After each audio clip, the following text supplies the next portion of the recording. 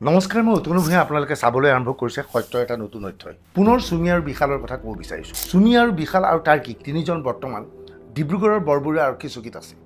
তিনিওকে আজি আৰক্ষীয়ে জেৰা কৰিছে, CIDৰ দলেও জেৰা কৰিছে। এই জেৰাৰ সময়ত চাঞ্চল্যকৰ তথ্য উদয় হৈছে। চুমি কি কৰা নাছিল বিশালে? চুমিৰ বাবে বিশালে যথেষ্ট কাম কৰিছিল। বিশালে ট্ৰেডিঙৰ নামত যি ধন আত্মসাৎ কৰিছিল, ইয়াৰে বৃহৎ অংশৰ ধন চুমিৰ লগত বিনিয়োগ কৰিছিল। চুমিৰ বিয়া উদয়পুৰত পাতি দিছিল। উদয়পুৰৰ 5 ষ্টাৰ ৰিজৰ্টত বিবাহৰ বাবে প্ৰায় 5 কোটি টকা ব্যয় কৰা হৈছিল। গুৱাহাটীৰ পৰা ইণ্ডিগোৰ এখন বিমানত পৰিয়ালৰ আটাইবোৰ সদস্যক দিল্লী হৈ উদয়পুৰলৈ লৈ গৈছিল, য'ত যতীন বৰা আৰু তেওঁৰ পৰিবাৰ, দীক্ষু আৰু তেওঁৰ পৰিবাৰকে ধৰি বিভিন্ন শিল্পীও আছিল। আনকি সেইখন বিমানত এনে কিছুমান লোকক চুমিয়ে লৈ গৈছিল, যিসকল লোকে জীৱনত বিমানত কেতিয়াও উঠি পোৱা নাছিল। সেই সমস্ত ব্যয় বহন কৰিছিল বিশালে। ইতিমধ্যে চুমিয়ে বাৰে বাৰে আৰক্ষীৰ জেৰাৰ আগত কৈছিল যে এনেধৰণৰ বিলাসবহুল বিবাহ আয়োজন কৰাটো তেওঁৰ উদ্দেশ্য নাছিল। কিন্তু ভাতৃ বিশালে বাৰে বাৰে চুমিক এনেধৰণৰ বিবাহৰ প্ৰস্তাৱ দিছিল। এতিয়া চুমিৰ বক্তব্য সত্য নে বিশালৰ বক্তব্য সত্য, সেয়া তাৎপৰ্যপূৰ্ণ কথা। এতিয়া আৰক্ষীয়ে বুধবাৰৰ দিনটোত দুয়োকে ৰাতিপুৱা পৰা দুপৰীয়া পৰ্যন্ত, সন্ধিয়া পৰ্যন্ত একেলগে জেৰা কৰে। আচলতে বৰবৰুৱা আৰক্ষী চকীত মহিলাৰ কোনো লকআপৰ ব্যৱস্থা নাছিল। কিন্তু কালি চুমিয়ে তাৰ্কিক আৰু বিশালক বৰবৰুৱা আৰক্ষী চকীয়ে লৈ অনাৰ লগে লগে পৃথকভাৱে মহিলা লকআপৰ ব্যৱস্থা কৰা হয়। নিশা মহিলা লকআপত অকলে কটাইছিল চুমি, আন এটা লকআপত কটাইছিল বিশাল আৰু তাৰ্কিক। পুৱাৰ ভাগত চুমিয়ে টুথব্ৰাছ কৰিব বিচাৰিছিল। সেই সময়ত আৰক্ষীৰ ফালৰ পৰা কিনি দিয়া হৈছিল এটা টুথপেষ্ট। টুথব্ৰাছ কৰি মুখ হাত ধোৱাৰ পিছত আৰক্ষী থানাৰ ফালৰ পৰা চুমি, বিশাল, তাৰ্কিকৰ বাবে চব্জি ভাজিৰ ব্যৱস্থা কৰা হৈছিল ৰাতিপুৱাৰ আহাৰ ৰূপে। সেই আহাৰ গ্ৰহণ কৰাৰ পিছত প্ৰাতঃকৰ্ম সমাপন কৰাৰ পিছতেই দুপৰীয়া প্ৰায় 11 মান বজাৰ পৰা চুমি, বিশাল আৰু তাৰ্কিকক জেৰা কৰে CID দলটোৱে। খবৰ অনুসৰি এটা সময়ত চুমি আৰু বিশালক একেলগে বহুৱাই জেৰা কৰে আৰক্ষী দলটোৱে। কিন্তু সেই জেৰাৰ সময়ত দুয়োৰে মাজত তীব্ৰ মতভেদ সৃষ্টি হৈছিল। দুয়োৰে মাজত দুৰ্বাদল কাজিয়া লাগিছিল। যিগৰাকী চুমিয়ে বিশাল মোৰ ভায়েক বুলি বিভিন্ন সময়ত কৈ আছিল, যি বিশালে চুমিক বায়েক বুলি কৈ উপাৰ্জন কৰা বা প্ৰবঞ্চনা কৰি লাভ কৰা ধনৰ বৃহৎ অংশ ব্যৱহাৰ কৰিছিল, সেই চুমি আৰু বিশালৰ মাজত আজি প্ৰচণ্ড কাজিয়া লাগিছিল। কাজিয়াৰ সূত্ৰপাত হৈছিল আৰক্ষীৰ জেৰাৰ বাবে। আৰক্ষীৰ বিভিন্ন জেৰাত দুয়োৰে বক্তব্য আছিল ভিন্ন ধৰণৰ।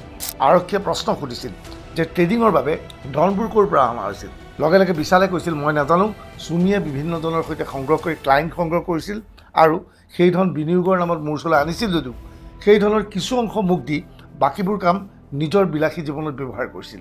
লগে লগে ইয়াৰ প্ৰতিবাদ কৰে চুমিয়ে। চুমিৰ মতে তাই কাৰোৰ পৰা টকা অনা নাছিল, যি টকা আহিছিল বিশাললৈ। লগে লগে বিশাল আৰু চুমিৰ মাজত আৰক্ষীৰ সন্মুখতে মতভেদ হৈ কাজিয়া চূড়ান্ত পৰ্যায়ত পাইছিল।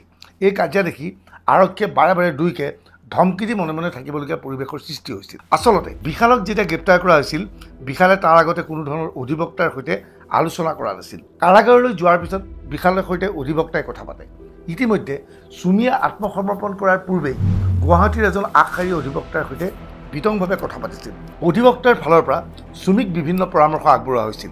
কৈছিল যে আৰক্ষীৰ জেৰাত এইবোৰ কথা যাতে স্বীকাৰ নকৰে, বাৰে বাৰে যাতে সমগ্ৰ দোষ বিশালৰ ওপৰত জাপি দিয়া হয়। কাৰ্যত সেই ঘটনাই সংঘটিত হ'ল।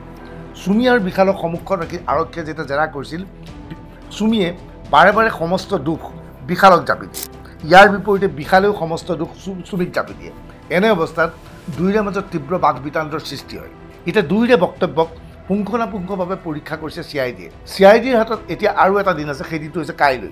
কাইলৈৰ দিনটোতো চুমি আৰু বিশাল আৰু তাৰ্কিকক জেৰা কৰিব পাৰিব আৰক্ষীৰ দলটোৱে বা CID দলটোৱে। চুমি বিশালৰ মতভেদৰ বিভিন্ন তথ্যৰ পিছত সেইবোৰ প্ৰশ্নলৈ তাৰ্কিকক প্ৰশ্ন কৰা হৈছে। তাৰ্কিকে ইয়াৰ উত্তৰ দিছে আৰু এই আটাইবোৰ প্ৰশ্নৰ উত্তৰ মিলিছে নে নাই তাক পৰীক্ষা কৰা হৈছে। কিন্তু বাৰে বাৰে আৰক্ষীৰ উচ্চস্তৰীয় সূত্ৰৰ মতে তিনিওৰে বক্তব্যৰ মাজত ভিন্নতা আছে। বাৰে বাৰে চুমিয়ে সমস্ত দোষ বিশালক জাপি দিব বিচাৰিছে। কিন্তু বিশালে বাৰে বাৰে কৈছে তেওঁ যি ধন লাভ কৰিল তাৰে বৃহৎ অংশ চুমিয়ে উৰুৱাই দিছিল। কিন্তু চুমিয়ে ইয়াক অস্বীকাৰ কৰিছে। জেৰা অব্যাহত আছে। কাইলৈ দিনটোতো জেৰা অনুষ্ঠিত হ'ব। আজি নিশা আৰু কিছু সময়ৰ পিছত চুমিক পুনৰ লকআপলৈ প্ৰেৰণ কৰা হ'ব আৰু এটা লকআপত বিশাল আৰু তাৰ্কিকে কটাব লাগিব। ইয়াৰ পূৰ্বে আজি নিশাৰ ভাগত আৰক্ষী থানাই ওচৰৰ হোটেলৰ পৰা তেওঁলোকৰ বাবে আহাৰৰ ব্যৱস্থা কৰিব। কাইলৈ পুনৰ জেৰা হ'ব। এটা কথা স্পষ্ট হৈছে, আজি জেৰাৰ মাজত চুমি আৰু বিশালৰ মাজত প্ৰচণ্ড কাজিয়া লাগিছিল। এই ভিডিঅ' সংক্ৰান্তত আপুনি আপোনাৰ মতামত কমেণ্ট ছেকশ্যনত লিখিব পাৰিব। ধন্যবাদ।